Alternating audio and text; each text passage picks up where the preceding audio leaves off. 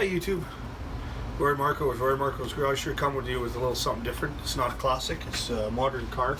This is a Dodge Journey, and in the Dodge Journey there's this pivoting point here where the wires go through the body up into the tailgate, and that harness is broken and has been broken before and then repaired by somebody, and the way the repair was done just caused for more catastrophic failure.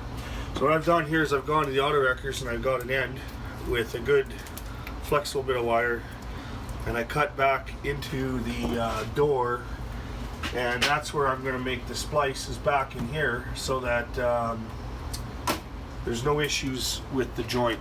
So you know, older cars, they'd flex the wire like this on the door, and now they offset it and it puts a twist on the wire. So the idea is that the wire twists like this. So anyway, we'll get that done. It's going to be a fairly quick video. Show you what my process is to solder it and put it together. We got to take all this interior trim off and then replace this section of wire, this rubber boot, and let's get to it. On each side there's a piece of plastic you pull down on to get that off on each side. So we'll get that off on this side as well. Then you got to pop these two clips, one on each side, and then this panel comes out. On my panel tool, this is a door panel tool, take off these clips. I put a little bit of tape on here just so when I'm working on something I don't use metal on metal and scratch somebody's paint job. This door on this vehicle is actually fiberglass. Okay, now this panel's on clips, it just comes off. As you can see, there's three little clips that just pop in. We got that out of there. We're gonna have to pull this and this panel off. When I was at the auto wreckers, one of these had third row seating, so there was a seat belt and stuff here. So I wasn't prepared, I didn't have the tools for it, but there was another one there that didn't have seat belts like this one, so I was able to pop that panel off with just a Phillips screwdriver and things I had with me. So anyway, we'll pull this center piece off here. This just pops down. Gentle, okay. Do that. And there's two little windows will pop out. I'll bring the camera in so you can see that. Okay, so on the inside, you'll see there's like a little window here that you can pop open. Pop that out. Okay. And same with one here. Pop that out. A Phillips screw that has to be, there we go. See there, there's a Phillips screw that has to be undone.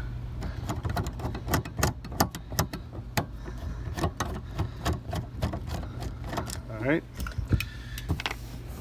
And the panel pops right out of here. Okay. And in behind here we have three plugs. Now the auto wreckers one I got had two plugs, and they're different, so I'm going to have to see what I can do. So my attempt to repair this the way I wanted to repair it is a fail, because on the newer models or different models they have these three plugs and this only has the two. So when I went to the auto wreckers, this was an older model unit, everything is the same. There's more wires in this than this, so I can't even, you know, plug for plug or wire for wire. I can't even change up these ends. I thought I could show you how to do a cheap repair. This wiring harness is good where we need it. It'd be nice to do a fix back here, but since all the auto wreckers in the Edmonton, the pick and pull places, you know, it was they didn't have the right one. I did, however, just buy a new harness, so that's the way that's going to go.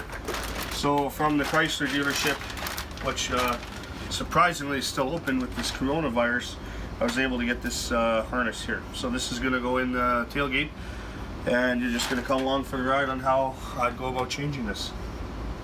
This harness was about $168 Canadian, which by the time you go around, let's say to wreckers and have them pull one, and if you have to do any repairs in time, sometimes these harnesses are not expensive, especially for like doors and things like that. GM, I've had good luck buying just a repair harness, or like the harness for the door complete, and it was like 68 bucks or something like that. So sometimes it's worth just buying a new part. He doesn't have any problems with this, and we just get to work putting it in. So because I'm going to replace the entire harness and not cut it here and make that repair, I have to take off this upper plastic panel. I'll get all that off and we'll go through changing the harness. Okay, so first thing we got to do is there's a Torx bit here, and on this side we'll get those out, and then this panel is basically snapped in with clips. These bolts are T30s, so we just got to take them out.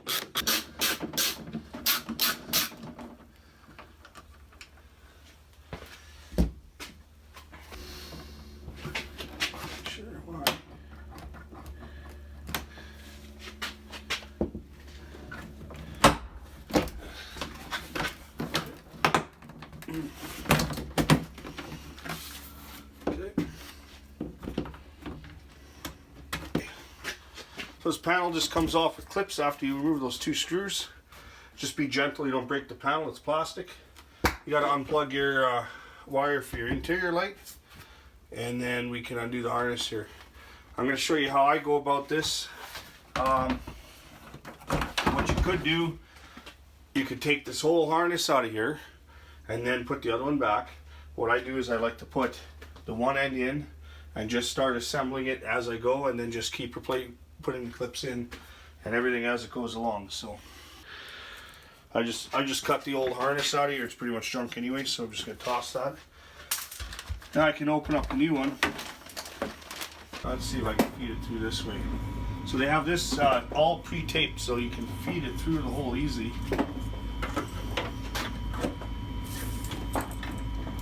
Just like that. You get it. There we go. Nice and easy. Just have to poke this end of the rubber through here. So you don't have to feed all of this end through, you can feed this end through. Then you put this rubber grommet, and we just feed these wires through here. So as you can see, this is all pretty straightforward where things start clipping in. You can start just putting all this together. It's kind of funny, actually.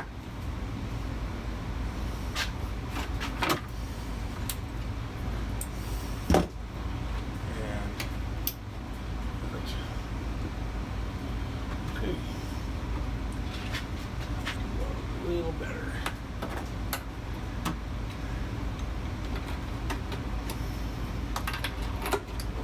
Done. Now, we have the taillights, third brake light to do.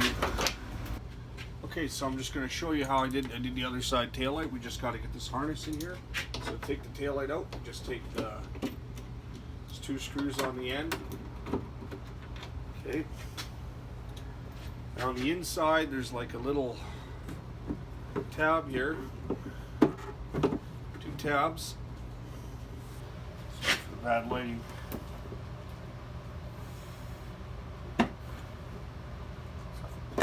Pops out. You gotta pop these little white clips back. Undo one. Same with the other. Okay. Taillights out.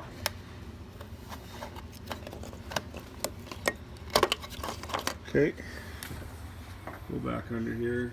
We then pull the harness through the window there. There's 2 oval holes. Just pull them out. Okay. Take your new ones, go back in the hole here, and then put them through.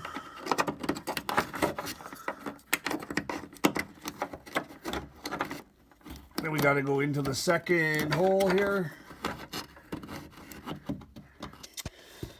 Then you take and you pull the rubber through.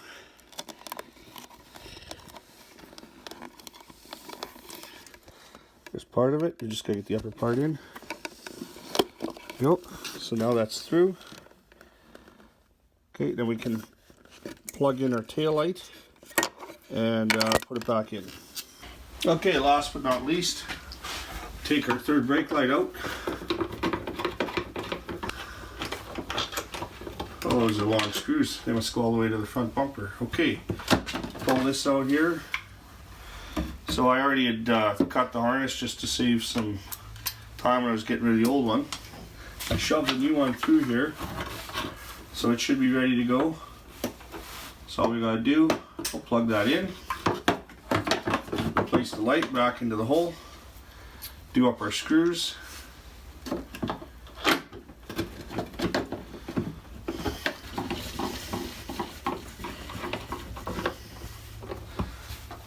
Okay, and it's just plastic lens, you don't want to over tighten. Get your light back in, and now our wiring harness is complete. We just have to put the inner plastics on. Before we do that though, I want to test to make sure all the things work. Wiper, brake lights, license plate light, all the things that were not working before. Also his electronic lock wasn't working, right? That was one of the things. So anyway, get it all back together. Here we're going to test our park lights. We got license plate lights here. Park lights, awesome. Okay. Should have all the brake lights. All that works. Backup light should work.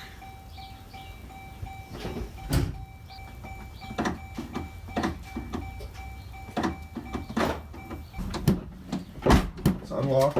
Okay. So it locks.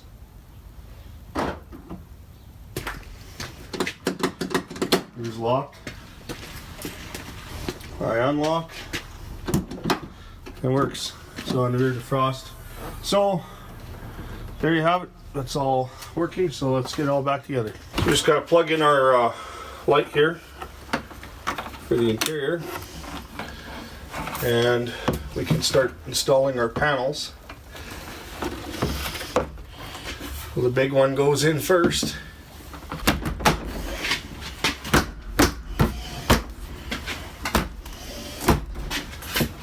Okay, snapping our lights here. We'll have to do a test, see if they come on. Maybe open the door. Yep. Get this in here.